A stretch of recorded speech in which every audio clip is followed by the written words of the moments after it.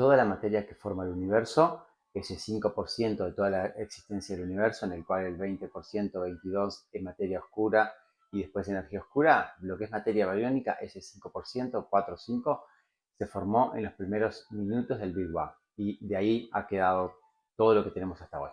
Bueno, bienvenido nuevamente, mi nombre es Eduardo Bertinaviré y vamos a ver cómo es que se ha formado esto y bueno, qué procesos han ocurrido y todo lo que tenemos ahora se ha producido de alguna manera en los primeros segundos y minutos después del Big Bang. Bueno, esto se llama nucleosíntesis primordial. Esta nucleosíntesis lo que ha hecho es, de alguna manera, cómo se han formado toda la materia que tenemos. O sea, la materia bariónica, por la estructura fundamental, sabemos que los neutrones y protones están hechos por quarks. Pero bueno, un átomo en sí tiene electrones en las órbitas y en el núcleo tiene protones y neutrones. Entonces los protones carga positiva y los electrones carga negativa. El valor de la carga es la misma, lo único que difieren del signo.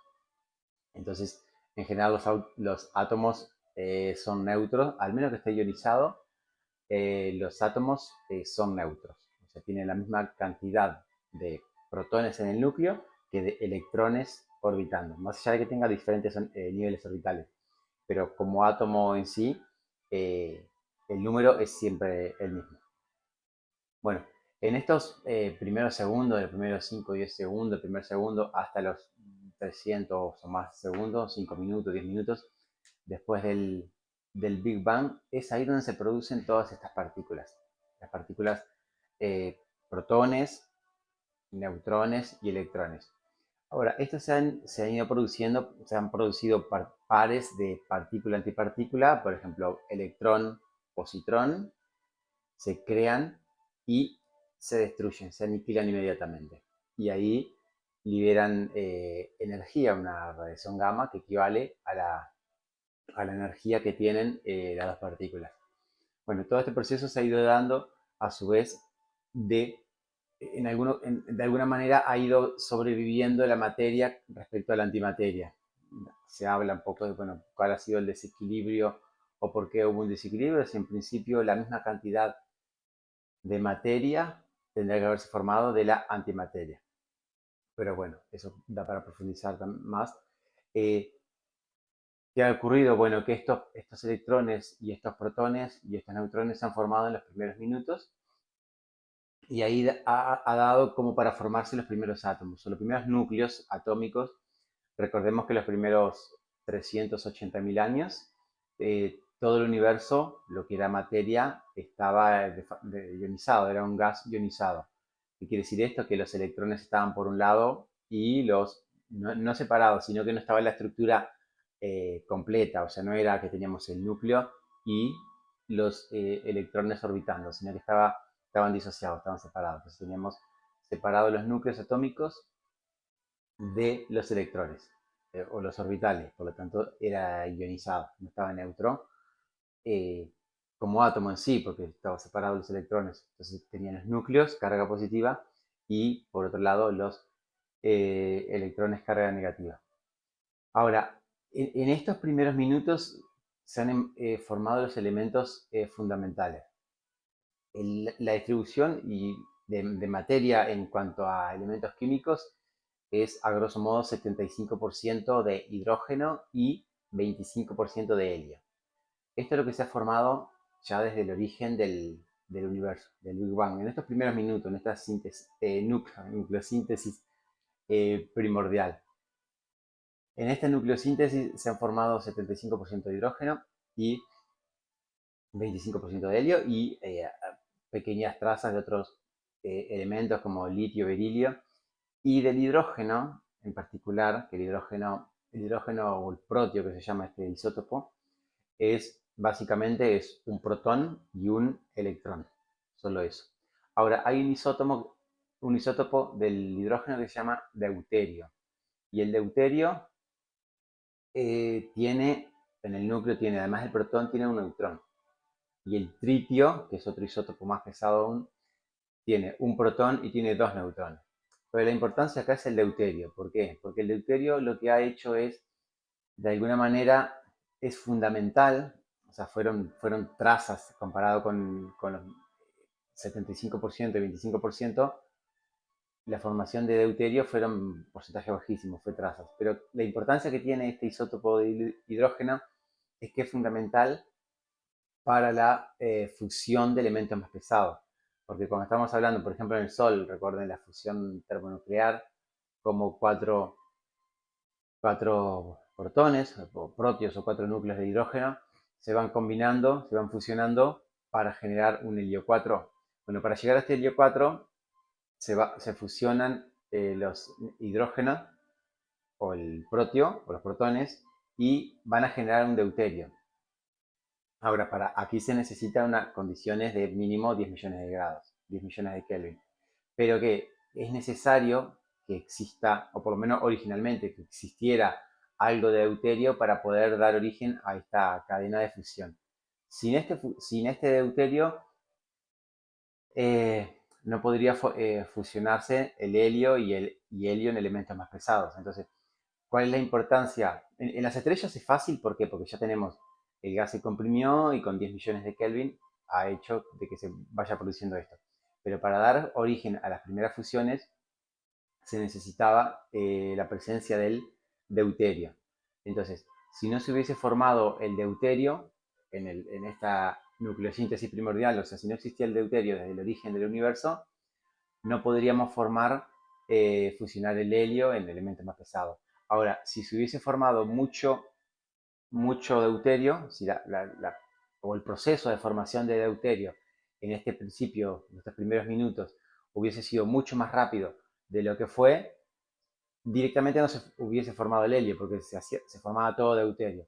Entonces, de alguna manera, lo que se habla con el principio entrópico y con estas 20 constantes o más de 20 constantes ajustadas de forma tan precisa, el ajuste fino, se han dado las cosas como se han dado, de tal forma que el universo haya evolucionado para llegar a la vida y tal como la conocemos. Entonces, esta inteligencia que hay por detrás, o quién programó, o quién hizo que todo esto sea así, bueno, parece que se tuvo que hacer de alguna manera de forma inteligente, porque las probabilidades para que esto haya ocurrido ajustando todas estas constantes eh, es muy baja. Tendrá que haber 10 a la 500 universos posibles para que uno salga así. Entonces, esta, esta fusión y esta velocidad en la cual se generó el helio 4, el, el deuterio fue exacta para que después se pueda producir helio 4 en fusiones y elemento más pesado a partir del helio 4. Entonces, esta distribución de elementos o esta nucleosíntesis se dio en los primeros minutos del Big Bang, después del Big Bang, a los 5 o 10 minutos, y de forma un equilibrio exacto, si se quiere, porque esto permitió, bueno, 25% de helio, 75% de hidrógeno, la traza justa de deuterio, bueno, y algo también trazas de litio y de berilio. Después de aquí, esto quedó como un plasma, que quiere decir estaban separados, bueno, los electrones de los núcleos, y es un gas, un plasma muy caliente, en el cual conforme se expandía el universo, se fue enfriando. Entonces, aquí básicamente no hubo ninguna interacción de ningún tipo, simplemente se iba expandiendo y los fotones estaban atrapados hasta 380.000 años después, en el cual aquí lo que ocurre es una recombinación. ¿Qué pasa? La energía térmica o la temperatura es suficientemente baja, fue bajando conforme se expandía hasta los 3000 Kelvin. Y aquí en estos 3000 Kelvin, 380.000 años después del Big Bang, aquí es cuando estos que estaban separados, que eran los electrones por un lado y los núcleos por el otro, se pueden se pueden juntar y formar átomos. Y aquí se empiezan a formar los primeros átomos neutros, 380.000 años después del Big Bang. O sea, pasó todo este tiempo en el cual era una sopa de plasma a alta temperatura, que se iba enfriando, pero era a alta temperatura, y los fotones no podían viajar libremente. Estaban como atrapados en este plasma. Después de estos 380.000 años, se arman los átomos y los fotones son liberados. Y esto es lo que se llama el fondo cósmico de microondas. es esta radiación con espectro de cuerpo negro. Recordemos un cuerpo negro, bueno, es un cuerpo en el cual emite con el perfil de estas curvas de Planck. Y un cuerpo negro ideal es un cuerpo en el cual absorbe toda la radiación que le llega y, bueno, y remite en un espectro continuo. Y este cuerpo negro con una temperatura de 3000 Kelvin. Es la temperatura que emitió en esa época, o sea, a los 380.000 años, todo el universo tenía, en su totalidad, era un plasma de 3000 Kelvin. Y entonces, de ahí se emite este espectro de cuerpo negro y desde ahí hasta ahora, con la expansión del universo, esta radiación o esta onda de 3000 Kelvin se ha ido estirando hasta que actualmente llega como microondas de 2,7 Kelvin, que es el fondo cósmico de microondas tan famoso que, bueno, lo descubrieron Penzias y Wilson, trabajando con antenas de IBM, que medio por error, si se quiere, pero bueno, se llevaron el premio Nobel de física por este enorme descubrimiento que terminó de alguna manera confirmando eh, ya categóricamente lo que es la teoría del Big Bang. Bueno, y después de aquí se forman estos átomos y la luz viaja. Entonces el universo queda oscuro, básicamente. Lo que se llama la era oscura del universo, que es 380.000 años en adelante, hasta ciertos millones, en la cual se forman las primeras estructuras, las primeras galaxias. Ahora, cuando miramos la imagen del fondo cósmico de microondas, esta distribución no es uniforme, hay cierta anisotropía. Estas pequeñas diferencias que se ven en estos colores son diferencias de densidad y temperatura. Entonces, ¿qué ocurre? Donde había mayor temperatura, mayor densidad, cuando comparamos con la actualidad, es ahí donde se formaron, donde se condensó la materia. Ahora, después que él empezó a condensarse la materia, bueno, la gravedad hizo su trabajo y terminó formando las galaxias, cúmulo de galaxias. Pero lo que quiero decir con esto es que se mantuvo esta anisotropía, o sea, o la forma, la distribución que tenía en ese momento, 380.000 años, después del Big Bang, cuando recién, cuando se reestructuran, se estructuran los átomos como tal, en esa época, esa distribución que tenía el universo es la que tiene ahora.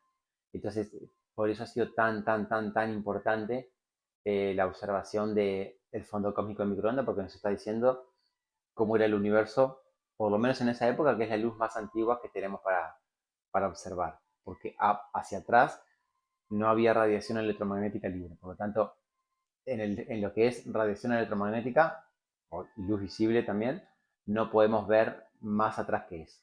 Por eso, tanto se estudian otras ventanas al universo como puede ser el fondo cósmico de neutrinos, ondas gravitacionales, otras ventanas al universo que no sean la radiación electromagnética.